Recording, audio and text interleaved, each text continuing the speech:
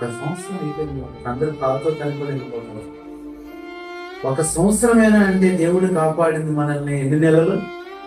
ఒకటి కాదు, 12 నెలలు, వారాలు 52 వారాలు, రోజులు 365 రోజులు, గంటలు 8760 గంటలు, నిమిషాలు 5,25,600 నిమిషాలు, మరి క్షణాలు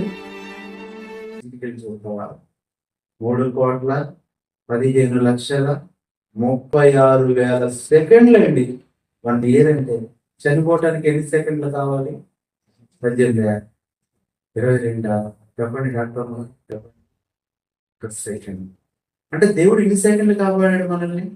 3,15,00,000, 3 కోట్ల ఎంత? 15,00,000